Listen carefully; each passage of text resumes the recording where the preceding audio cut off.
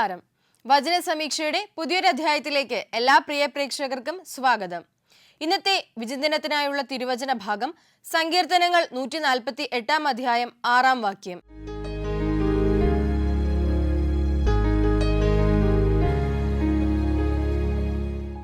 അവൻ അവയെ എന്നേക്കും സുസ്ഥിരമാക്കി, ലംഘിക്കാനാകാത്ത ഒരു നിയമം സ്ഥാപിച്ചിരിക്കുന്നു. ഏറ്റവും പ്രിയമുള്ളവരെ, യഹോവയായ ദൈവം എല്ലാ സൃഷ്ടികളെയും സ്ഥിരമാക്കി ഈ ഭൂമിയിലുള്ള അതിൻ്റെ വാസസ്ഥലത്തിന് അതിൻ്റെതായിട്ടുള്ള അർത്ഥവും മാനവും നൽകിയിട്ടുണ്ട്.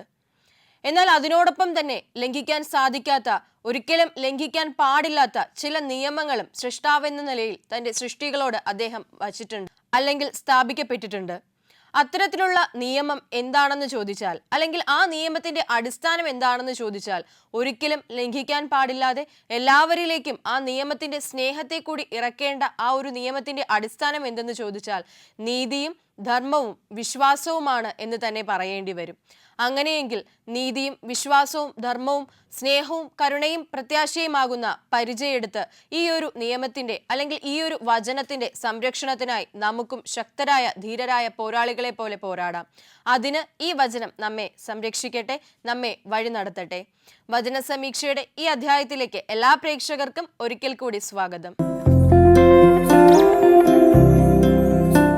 ഒരിക്കൽ ചൈനയിലെ ഒരു ദ്വീപ്, തെയ്വാൻ എന്ന ദ്വീപ്, അവിടേക്ക് ഗോഹോങ് എന്ന് പറയുന്ന ഒരു മജിസ്ട്രേറ്റ് കടന്നു വരികയാണ്.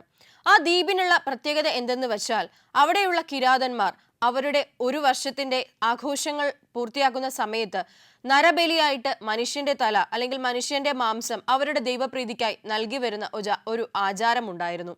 എന്നാൽ ഈ മജിസ്ട്രേറ്റ് ആ നാട്ടിലേക്ക് കടന്നു വരികയും ഏറ്റവും സ്നേഹത്തോടുകൂടി അവരോട് സംവദിക്കുകയും അവരോടൊപ്പം ജീവിക്കുകയും ചെയ്തു. അങ്ങനെ എല്ലാവർക്കും പ്രിയങ്കരനായിട്ട് ഈ ഒരു മജിസ്ട്രേറ്റ് മാറുകയാണ്. അങ്ങനെ ഇരിക്കെ ഒരു ദിവസം ഈ മജിസ്ട്രേറ്റ് തിരിച്ചറിയുകയാണ് ആഘോഷങ്ങൾക്ക് ഒടുവിലായിട്ട് ഒരു മനുഷ്യനെ ബലി കൊടുക്കും എന്നുള്ളത്. ആരാണ് ആ മനുഷ്യൻ? അവരുടെ കൂട്ടത്തിൽ നിന്ന് തന്നെ അവർ തിരഞ്ഞെടുക്കുന്ന ദൈവത്തിന് പ്രീതികരമായിട്ടുള്ള ഒരു മനുഷ്യൻ. ഇതിനൊരു പരിഹാരം കാണണമെന്ന് മജിസ്ട്രേറ്റ് ആഗ്രഹിക്കുന്നുണ്ട്. അതിനുവേണ്ടി തന്നെ ഇവരോട് സംസാരിക്കുന്നുണ്ട്. അവരുടെ അന്ധവിശ്വാസത്തിൽ നിന്നും അവരെ തിരിച്ചു കൊണ്ടുവരാനായിട്ട് പരിശ്രമിക്കുന്നുണ്ട്. പക്ഷെ ആ ഒരു കാര്യത്തിൽ മാത്രം മജിസ്ട്രേറ്റിനെ അനുസരിക്കുവാൻ അവർ തയ്യാറാകുന്നുമില്ല. എങ്കിലും അവസാനമായിട്ട് അദ്ദേഹം ഒരു പരീക്ഷണാർത്ഥം തൻ്റെ ജീവനെ പോലും പരീക്ഷിക്കുന്ന രീതിയിൽ തന്നെ ഒരു മുന്നോട്ടുള്ള നടപടിക്കായി ഒരുങ്ങുകയാണ്. എന്തായിരിക്കും, അല്ലെങ്കിൽ എങ്ങനെയായിരിക്കും ആ കിരാതന്മാർക്കിടയിൽ നിന്നും ദൈവവിശ്വാസത്തിന്റെ യഥാർത്ഥ പാഠങ്ങളിലേക്ക് അവരെ കൊണ്ടുപോകുവാൻ ആ മജിസ്ട്രേറ്റിന് സാധിച്ചിട്ടുണ്ടാവുക എന്നുള്ള കഥയിലേക്ക് നമുക്ക് മടങ്ങി വരാം. അതിനു മുൻപായി നമ്മുടെ ഇന്നത്തെ ആദ്യത്തെ കോളറിലേക്ക് പോയി വരാം. നമസ്കാരം, വചന സമീക്ഷയിലേക്ക് സ്വാഗതം. ആരാണ്? എന്റെ പേര് ആനി. ആനി, എവിടെ നിന്ന് വിളിക്കുന്നു? ഞാൻ നെടുമങ്ങാട്. നെടുമങ്ങാട്. ആനിയുടെ വീട്ടിൽ ആരൊക്കെയുണ്ട്? എന്റെ വീട്ടില് ഞാന്, എന്റെ ഹസ്ബൻഡ്, പപ്പ, അമ്മ, മക്കള്. ആനി വർക്ക് ചെയ്യുവാണോ? ഇല്ല, ഞാനിപ്പോ DLED കോഴ്സ് ചെയ്യുവാണ്. ഓക്കെ, കോഴ്സ് ചെയ്യുവാണ്. അപ്പൊ എല്ലാരും സുഖമായിട്ടിരിക്കുന്നോ? എല്ലാരും സുഖമായിട്ടിരിക്കുന്നു. ഓക്കെ, അപ്പൊ ആനി അറിയാലോ നമ്മുടെ പ്രോഗ്രാമില് 4 ക്വസ്റ്റ്യൻസ് ആയിരിക്കും ഉണ്ടാവുക. അപ്പൊ നമുക്കെന്നാ ചോദ്യങ്ങളിലേക്ക് കയറിയാലോ? അപ്പൊ ആനിക്ക് വേണ്ടിയിട്ടുള്ള ഒന്നാമത്തെ ചോദ്യം ഇതാണ്: വിശുദ്ധ വേദ പുസ്തകത്തിലെ എത്രാമത്തെ പുസ്തകമാണ് യെഹെസ്കേൽ പ്രവാചകന്റെ പുസ്തകം? 26. ഉറപ്പിക്കട്ടെ? ഓക്കെ, അപ്പൊ എന്തായാലും ഉത്തരം ശരിയാണ്. കൺഗ്രാറ്റുലേഷൻസ്. ഉത്തരം 26. അപ്പോൾ ഇതേ ചൂടിൽ തന്നെ നമുക്ക് രണ്ടാമത്തെ ചോദ്യത്തിലേക്ക് കയറാവേ, എന്നിട്ട് നമുക്ക് ബാക്കി വിശേഷങ്ങളിലോട്ട് വരാം. രണ്ടാമത്തെ ചോദ്യം ഇതാണ്: യെഹെസ്കേൽ പ്രവചന പുസ്തകത്തിന്റെ ഗ്രന്ഥകർത്താവ് ആരാണ്?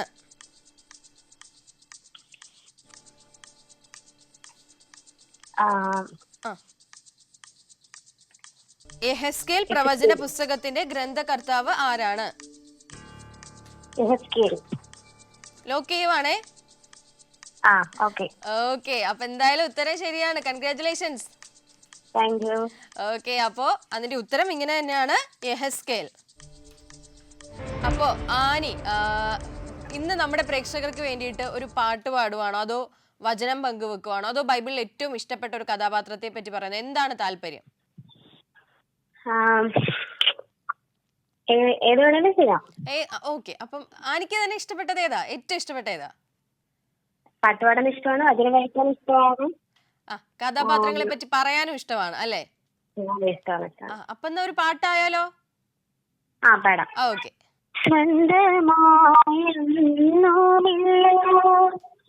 സർവതും സ്വസ്ഥമായുറങ്ങിടാൻ സമ്പത്തിൽ മയങ്ങാതെ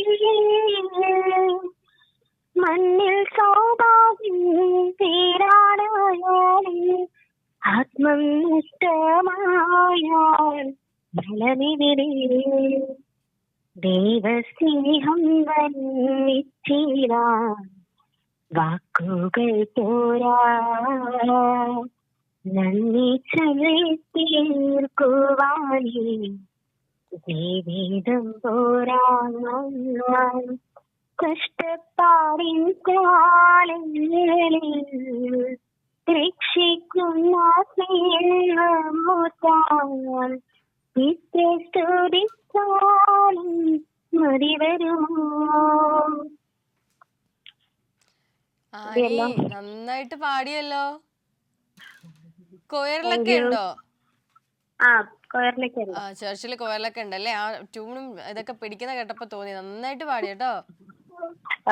ഇനി ഒരുപാട് പാട്ടൊക്കെ പാടാൻ പറ്റട്ടെ. ഒരുപാട് വചനം പറയാനും ഇഷ്ടമെന്നല്ലേ പറഞ്ഞ? ഒരുപാട് വചനമൊക്കെ പറയാനും പറ്റട്ടെ.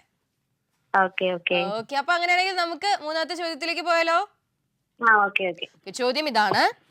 എഹെസ്കേലിന്റെ പുസ്തകത്തിൽ എത്ര അധ്യായങ്ങൾ ഉണ്ട്? എഹെസ്കേലിന്റെ പുസ്തകത്തില് 48 അധ്യായങ്ങളുണ്ട്.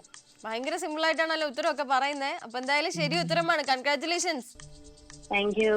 അതിന്റെ ഉത്തരം ഇങ്ങനെ തന്നെയാണ്, 48. അപ്പൊ അവസാനത്തെ ചോദ്യത്തിലോട്ട് നമുക്ക് കേറിയാലോ? ഓക്കെ. അപ്പൊ അവസാനത്തെ ചോദ്യം ഇതാണ്. എഹെസ്കേൽ എവിടെ ആയിരുന്നപ്പോഴാണ് ദിവ്യ ദർശനങ്ങൾ കണ്ടത്?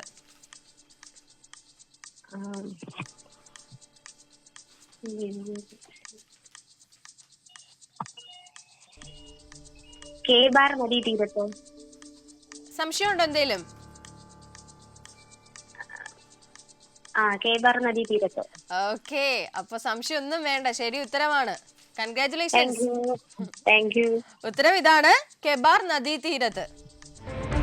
ഇപ്പൊ ഒരു ഭയങ്കര ഒരു ഹാപ്പിനെസ് ഒക്കെ തോന്നുന്നില്ലേ 4 ചോദ്യങ്ങൾക്ക് ശരി ഉത്തരം പറഞ്ഞപ്പോ? ഓക്കെ. അപ്പൊ തീർച്ചയായിട്ടും ഇനിയും വചന സമീക്ഷയിലേക്ക് വിളിക്കാം കേട്ടോ. അപ്പോ ആനിക്കും ഫാമിലിക്കും എല്ലാ പ്രാർത്ഥനാശംസകളും, കുഞ്ഞുങ്ങൾക്കും ഒക്കെ. Thank you Annie. ആനിയായിരുന്നു നമ്മളോടൊപ്പം കോളിൽ ഉണ്ടായിരുന്നത്. അപ്പോൾ കുഞ്ഞുങ്ങളും ഒക്കെയുള്ള ഒരു കുടുംബമാണെന്ന് പറഞ്ഞു. അപ്പോൾ ഭയങ്കരമായിട്ടുള്ള സന്തോഷം, അനുഗ്രഹങ്ങൾ, ഐശ്വര്യം ഒക്കെ ഈശോ കുടുംബത്തിലേക്ക് നൽകുമാറാകട്ടെ. അതുപോലെ തന്നെ എല്ലാ വിധത്തിലുള്ള ആത്മീയമായിട്ടുള്ള വളർച്ചയും ഒക്കെ നൽകുമാറാകട്ടെ എന്ന് നമുക്ക് പ്രാർത്ഥിക്കാം. നമുക്ക് നമ്മുടെ കഥയിലേക്ക് മടങ്ങി വരാം. ഈ കിരാതന്മാരെ ഒന്ന് നന്നാക്കണം എന്നുള്ള ഉദ്ദേശത്തോടു കൂടി നമ്മുടെ മജിസ്ട്രേറ്റ് കളി തുടങ്ങിയിട്ടുണ്ട്. അപ്പോൾ അദ്ദേഹം എന്തായിരിക്കും അവിടെ ചെയ്യാൻ അല്ലെങ്കിൽ പ്രവർത്തിക്കാൻ പോകുന്നത്, ആഗ്രഹിക്കുന്നത് എന്നുള്ള വിശേഷമായിരുന്നു നമ്മൾ കേൾക്കാൻ ബാക്കിയുണ്ടായിരുന്നത്. അങ്ങനെ ഇരിക്കെ ആ വർഷത്തെ ആഘോഷ രാവ് വരികയാണ്. ആഘോഷത്തിന് ശേഷം ഏറ്റവും ഒടുവിലായി നരബലിക്കുള്ള ആളെയും അവർ തിരഞ്ഞെടുത്തു കഴിഞ്ഞു. അപ്പോൾ ഈ മജിസ്ട്രേറ്റ് മുന്നിലേക്ക് വന്നിട്ട് പറഞ്ഞു, ഞാൻ ഇവിടെ ജീവിച്ചിരിക്കുമ്പോൾ ഇത് ഞാൻ സമ്മതിക്കില്ല, നിങ്ങൾ ഈ ചെയ്യുന്നത് തെറ്റാണ്. അപ്പോൾ അദ്ദേഹത്തോടുള്ള സ്നേഹം നിലനിർത്തിക്കൊണ്ട് തന്നെ ഇവർ തിരിച്ചു പറയുന്നുണ്ട്, സാറ് ഞങ്ങളുടെ ഈ ഒരു ആചാരത്തിൽ ഇടപെടരുത്, ബാക്കി എല്ലാ കാര്യത്തിലും താങ്കൾക്ക് ഞങ്ങൾ സ്വാധീനമുണ്ട്, അത് ഞങ്ങൾ ശരിവെക്കുന്നു. പക്ഷേ ഇത് ഞങ്ങളുടെ വിശ്വാസമാണ്, തലമുറകളായി ഞങ്ങളുടെ പൂർവികർ തുടങ്ങി വെച്ച ഒരു വിശ്വാസമാണ്, ഇവിടെ ഒരു മനുഷ്യനെ ബലി കൊടുത്തേ മതിയാകും. അപ്പോൾ ഈ മജിസ്ട്രേറ്റ് ഇങ്ങനെ പറയുന്നുണ്ട്, ശരി, നിങ്ങൾക്ക് അത്രയ്ക്ക് നിർബന്ധമാണെങ്കിൽ നിങ്ങൾക്ക് ബലി നൽകാം, പക്ഷെ ഞാൻ പറയുന്ന ആളെ മാത്രമേ നിങ്ങൾ ബലി നൽകാവൂ. ഇത് കേട്ട് അവരെല്ലാവരും ഒന്ന് സംഭ്രമിക്കുന്നുണ്ട്. പ്രത്യേകിച്ച് ആ ഒരു ഗ്രാമത്തിന്റെ തന്നെ തലവൻ. അദ്ദേഹം വിചാരിച്ചു ഒരുപക്ഷെ അദ്ദേഹത്തോടുള്ള വൈരാഗ്യം കൊണ്ട് അല്ലെങ്കിൽ ഈ ഒരു ചടങ്ങ് നിർത്താൻ വേണ്ടിയിട്ട് അദ്ദേഹത്തിന്റെ പേര് പറയുമായിരിക്കുമെന്ന്. അപ്പോൾ മജിസ്ട്രേറ്റ് പറയുന്നുണ്ട്, ഞാൻ പറയുന്ന ആളുടെ തല മാത്രമേ നിങ്ങൾ വെട്ടാകൂ. അപ്പോൾ അവരെല്ലാവരും അത് സമ്മതിക്കുന്നുമുണ്ട്. അതിനുശേഷം അദ്ദേഹം പറഞ്ഞ ഒരു തീയതിയിൽ അല്ലെങ്കിൽ അദ്ദേഹം പറഞ്ഞ സമയത്ത് അദ്ദേഹം ഇങ്ങനെ കൂടി ചേർക്കുന്നുണ്ട്, നിങ്ങൾ വരുമ്പോൾ അവിടെ തലമൂടി നിർത്തിയിരിക്കുന്ന ഒരു മനുഷ്യനുണ്ടാകും, ആ മനുഷ്യനെ നിങ്ങൾക്ക് കൊണ്ടുപോകാം, ആ മനുഷ്യന്റെ തല അറുത്തതിന് ശേഷം മാത്രം ആ മനുഷ്യൻ ആരാണെന്ന് നിങ്ങൾക്ക് മുഖം മൂടി ഊരി നോക്കാം എന്ന് പറയുകയാണ്. അത് ആ ഒരു ഗ്രാമത്തിലെ ജനങ്ങളും സമ്മതിക്കുന്നുണ്ട്. അങ്ങനെ അവരെല്ലാവരും കാത്തിരുന്ന ആ ഒരു രാത്രി വന്നെത്തുകയാണ്. അവിടെ ഒരു മനുഷ്യനും മുഖം മൂടി ധരിച്ച് നിൽപ്പുണ്ട്. അത് ആരായിരുന്നു, അല്ലെങ്കിൽ ആരെയാണ് മജിസ്ട്രേറ്റ് അതിനു വേണ്ടി തയ്യാറാക്കി നിർത്തിയത് എന്നുള്ളത് കേൾക്കാൻ ഒരു ആകാംക്ഷ ഉണ്ടാകും അല്ലേ? പക്ഷെ ആകാംക്ഷയ്ക്ക് മുന്നായി നമുക്ക് രണ്ടാമത്തെ കോളറിലേക്ക് കൂടി പോയിട്ട് വരാം. നമസ്കാരം, വചന സമീക്ഷയിലേക്ക് സ്വാഗതം. ആരാണ്? ഞാൻ അലീന. അലീന. അതെ അതെ. ഓക്കെ, അലീന എവിടുന്ന് വിളിക്കുന്നു? ഞാൻ കോട്ടയത്തുനിന്ന്. കോട്ടയത്ത് നിന്ന്. അലീനയുടെ വീട്ടിൽ ആരൊക്കെയുണ്ട്? അമ്മ, പപ്പ, അനിയത്തി. ഓക്കെ. അലീന പഠിക്കുവാണോ? അതെ, പഠിക്കുക, ഡിഗ്രിക്ക്. ഡിഗ്രിക്ക് പഠിക്കുവാണ്. ഓക്കെ. അപ്പൊ അലീന അറിയാലോ, നമുക്ക് 4 ചോദ്യങ്ങളായിരിക്കും ഉണ്ടാവുക. അപ്പൊ അതില് നമുക്ക് ആദ്യത്തെ ചോദ്യത്തിലേക്ക് കയറിയാലോ? അപ്പോ അലീനയ്ക്ക് വേണ്ടിയിട്ടുള്ള ഒന്നാമത്തെ ചോദ്യം ഇതാണ്: അവരുടെ സന്തതിയും അവരുടെ നാമവും എങ്ങനെയാണ് നിലനിൽക്കുന്നത്?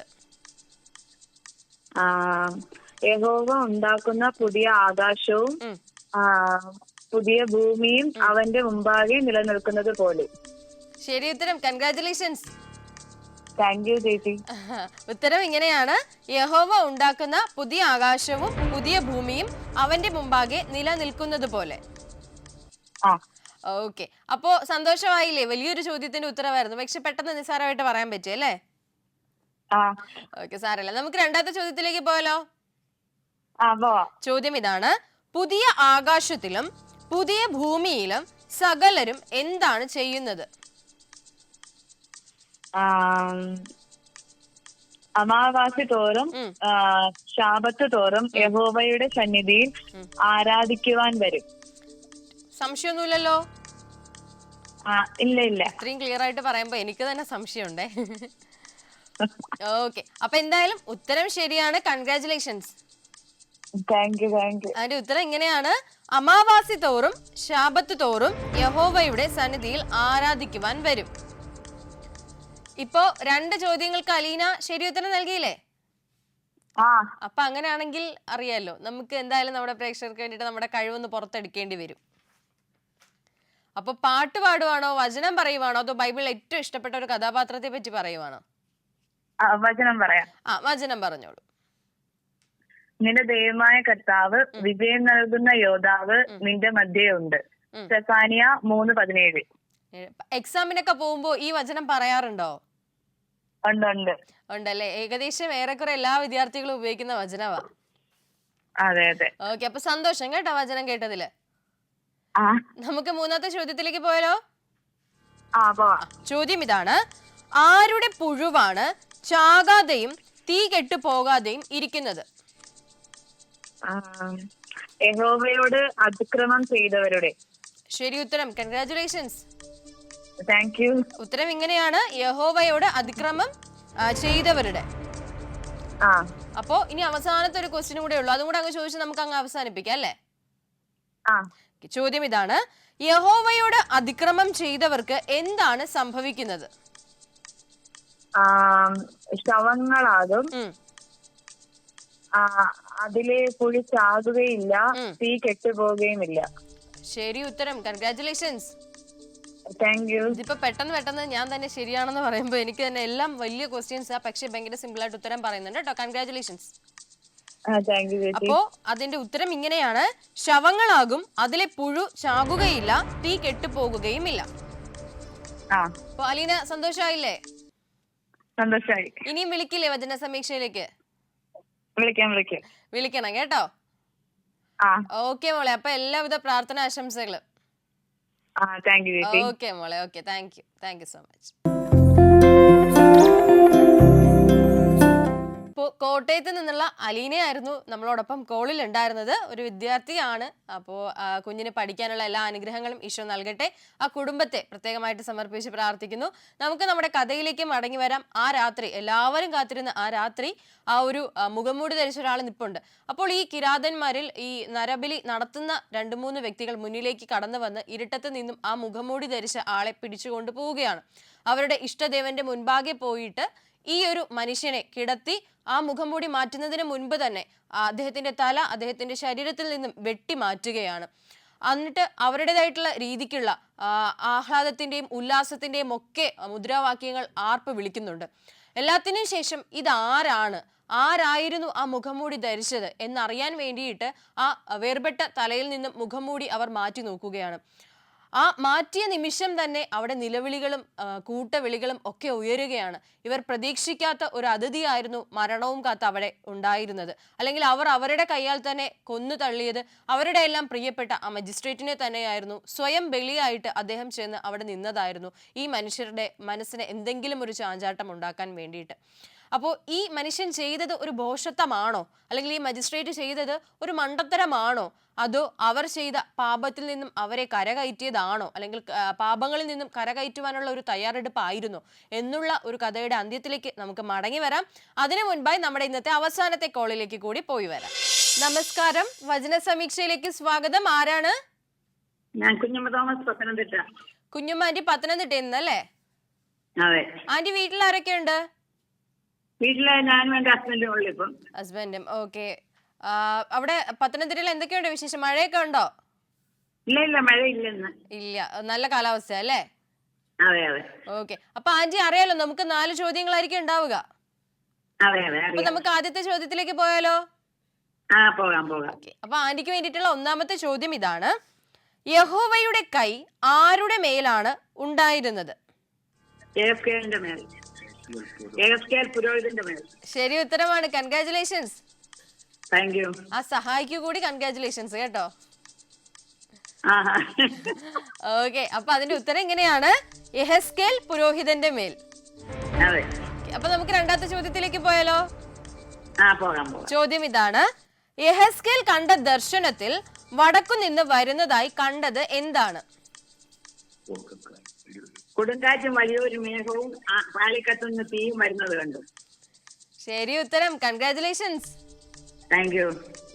അതിന്റെ ഉത്തരം ഇങ്ങനെയാണ്: ഒരു കൊടുങ്കാറ്റും ഒരു വലിയ മേഘവും ആളിക്കത്തുന്ന തീയോടുകൂടെ വരുന്നത് കണ്ടു. അപ്പോ 2 ചോദ്യങ്ങൾക്ക് ശരി ഉത്തരം നൽകിയല്ലോ. അങ്ങനെയാണെങ്കിൽ നമുക്കൊരു പാട്ടിലോട്ടോ ഒരു വചനം പങ്കുവയ്ക്കലിലേക്കോ കടന്നാലോ? ഒരു പാട്ട് പാടാം. പാട്ട് പാടിക്കോളൂ ആന്റി, പാടിക്കോളൂ. യേശു മണവാളൻ നമ്മെ ചേർക്കുവാൻ മധ്യവാനിൽ വെളിപ്പെടുവാൻ കാലം ആസന്നമായി പ്രിയരെ ഒരുങ്ങാം വിശുദ്ധിയോടെ. കാലം ആസന്നമായി പ്രിയരെ ഒരുങ്ങാം വിശുദ്ധിയോടെ. ചേരുന്നാം വേഗത്തിൽ ഇമ്പവിടതിൽ കാണുന്നാമന്നാളിൽ പ്രിയൻ പൊന്മുഖം. ചേരുന്നാം വേഗത്തിൽ ഇമ്പവിടതിൽ കാണുന്നാമന്നാളിൽ പ്രിയൻ പൊന്മുഖം. ആന്റി പാടിയല്ലോ നന്നായിട്ട്. ആരുടെ സെലക്ഷനാ ഈ പാട്ട്? അങ്കിളിന്റെ ആണോ? എന്റെ സെലക്ഷനാ. ആന്റിയുടെ തന്നെ സെലക്ഷനാ അല്ലേ? ഓക്കെ. അപ്പൊ എന്തായാലും നന്നായിട്ട് പാടി. ഈ സന്തോഷത്തിന് നമുക്ക് അടുത്ത ക്വസ്റ്റ്യനിലേക്ക് പോവാം. മൂന്നാമത്തെ ചോദ്യം ഇതാണ്: തീയുടെ നടുവിൽ കണ്ട കാഴ്ച എന്തായിരുന്നു? ശുക്രസ്വർണം പോലെ ഒരു കാഴ്ച ഉണ്ടായിരുന്നു. എന്താ ആന്റി, ഒരിക്കൽ കൂടെ പറയാവോ? ശുക്രസ്വർണം പോലെ ഒരു കാഴ്ച ഉണ്ടായിരുന്നു. ഓക്കെ, ശരി ഉത്തരമാണ്. കൺഗ്രാറ്റുലേഷൻസ്. Thank you. അപ്പോ ബൈബിള് മാറുന്നതനുസരിച്ച് ചെറിയ മാറ്റങ്ങൾ വേർഡിങ്സിൽ ഉണ്ടാവുമല്ലോ, അത് പ്രകാരം നമ്മുടെ ബൈബിളിൽ പ്രകാരമുള്ള ഉത്തരം പറയുവാണേ. വെട്ടിത്തിളങ്ങുന്ന ലോഹം പോലെ ഒരു കാഴ്ച. സ്വർണം തന്നെയാണത്. ഓക്കെ. എന്തായാലും സന്തോഷം. അപ്പൊ നമുക്ക് അവസാനത്തെ ചോദ്യത്തിലേക്ക് കയറുവാണേ. ചോദ്യം ഇതാണ്: യെഹെസ്കേൽ കണ്ട കാഴ്ചയുടെ നടുവിൽ മനുഷ്യ സാദൃശ്യമുള്ള എത്ര ജീവികളെ കണ്ടു? മനുഷ്യ സാധ്യതയുണ്ട്. അവരുടെ രൂപം മനുഷ്യ ഓരോന്നും 4 മുഖവും 4 ചിറവും ഉണ്ടായിരുന്നു. 4. ശരി ഉത്തരമാണ്. കൺഗ്രാറ്റുലേഷൻസ്. Thank you. ഉത്തരം ഇങ്ങനെയാണ് 4. അപ്പോ ആന്റി 4 ചോദ്യങ്ങൾക്ക്, അതെ 4 പറഞ്ഞ് 4-ല് ഒന്നിപ്പഴച്ച 4 നമുക്ക് മാറ്റാം. അപ്പൊ 4 ചോദ്യങ്ങൾക്ക് ശരി ഉത്തരം നൽകിയിട്ടുണ്ട്. നന്നായിട്ടൊരു പാട്ടൊക്കെ പാടി ഭയങ്കര ആക്റ്റീവായിട്ട് സംസാരിച്ചു. With the support of the junior artist. അങ്കിളിനോട് കൂടി അന്വേഷണം പറയണം കേട്ടോ. പറഞ്ഞേക്കാം പറഞ്ഞേക്കാം. ഓക്കെ ആന്റി, അപ്പൊ ഇനിയും വചന സമീക്ഷയിലേക്ക് വിളിക്കാം. വിളിക്കാം. Okay, thank you aunty, thank you so much. Kunjamma aunty ആയിരുന്നു നമ്മളോടൊപ്പം കോളിൽ ഉണ്ടായിരുന്നത്. ഭയങ്കര സന്തോഷത്തിൽ നമ്മളോട് സംസാരിക്കുന്ന ഒരു അമ്മയും അപ്പനും. അപ്പോൾ അച്ഛനും അതുപോലെ തന്നെ ആ ഒരു കുടുംബത്തിന് വേണ്ടിയിട്ട് നമ്മുടെ പ്രാർത്ഥനയിൽ നമുക്ക് ഓർക്കാം. എല്ലാ അനുഗ്രഹങ്ങളും ഈശോ നൽകട്ടെ. നമുക്ക് നമ്മുടെ കഥയുടെ അന്ത്യത്തിലേക്കും നമ്മുടെ ഈ ഒരു അധ്യായത്തിന്റെ അന്ത്യത്തിലേക്കും കടന്നു വരാം. അപ്പോൾ ആ കഥയിൽ അവസാനം നമ്മളെല്ലാം ചിന്തിക്കും, സ്വന്തം ജീവൻ ബലി കൊടുത്ത് അവരെ രക്ഷിക്കാൻ മാത്രം ആ ഒരു മജിസ്ട്രേറ്റ് എന്താ ഭോഷനായിരുന്നോ അല്ലെങ്കിൽ മണ്ടനായിരുന്നുവോ? ഏറ്റവും പ്രിയമുള്ളവരെ, ഇവിടെ അയാൾ ഒരിക്കലും അയാളുടെ ഒരു സ്വാർത്ഥതയ്ക്ക് വേണ്ടി ചെയ്ത ഒരു പ്രവൃത്തിയല്ല, പിന്നെയോ ഒരുപാട് ആത്മാക്കളുടെ ഒരുപാട് തലമുറകളുടെ ഒരു വിശ്വാസമാണ്, ഒരു രക്ഷയാണ് അദ്ദേഹം ആ ഒരു ജീവനിലൂടെ നേടിയെടുത്തത്. മറ്റാരെ ആ സ്ഥാനത്ത് പകരം നൽകിയാലും അവരിൽ ഒരാളായി മാത്രം അയാൾ മണ്ണടിയുമായിരുന്നു. പക്ഷെ ഇവിടെ മജിസ്ട്രേറ്റ് പുറത്തു നിന്ന് വന്ന ഒരു മനുഷ്യൻ, എല്ലാവരാലും സ്നേഹിക്കപ്പെട്ട ഒരു മനുഷ്യൻ, പക്ഷെ അവർക്ക് വേണ്ടി സ്വന്തം ജീവൻ ബലി നൽകിയപ്പോൾ കാൽവരിക്കുന്നിൽ നമുക്ക് വേണ്ടി ചോര ചിന്തിയ ഈശോയുടെ രൂപമായിട്ട് അയാൾ മാറപ്പെടുകയാണ്. അതിനുശേഷം ആ ദ്വീപിൽ ഒരു നരബലിയും നടന്നിട്ടില്ല. കാരണം അതൊരു വലിയ തിരിച്ചറിവായിരുന്നു, ആത്മാക്കളുടെ ആ ഒരുപാട് മനുഷ്യരുടെ വലിയ തിരിച്ചറിവായിരുന്നു. ഒരുപാട് കാലങ്ങൾ കൊണ്ട് ചെയ്തു വന്ന തെറ്റിൽ നിന്നുമുള്ള നന്മയിലേക്കുള്ള, തെറ്റുകളുടെ തിരുത്തലിലേക്കുള്ള ഒരു വഴിയായിരുന്നു അദ്ദേഹം സ്വന്തം ജീവനിലൂടെ അവർക്ക് മുൻപാകെ തുറന്നിട്ടത്. അങ്ങനെയെങ്കിൽ മറ്റുള്ളവരുടെ ജീവിതങ്ങളിലേക്ക് ഇതുപോലെയുള്ള വഴി തുറക്കലുകൾക്ക് കാരണമാകുവാൻ നമുക്ക് കഴിഞ്ഞാലോ, നമുക്ക് സാധിച്ചാലോ? അതിന് ഈ ഒരു കഥ നമ്മളെ പ്രോത്സാഹിപ്പിക്കട്ടെ, നമ്മെ പിന്തുണയ്ക്കട്ടെ. വചനസമീക്ഷയുടെ ഈ ഒരു അധ്യായം ഇവിടെ പൂർണ്ണമാകുന്നു. പുതിയൊരു അധ്യായത്തിൽ നമുക്ക് വീണ്ടും കണ്ടുമുട്ടാം. നന്ദി, നമസ്കാരം.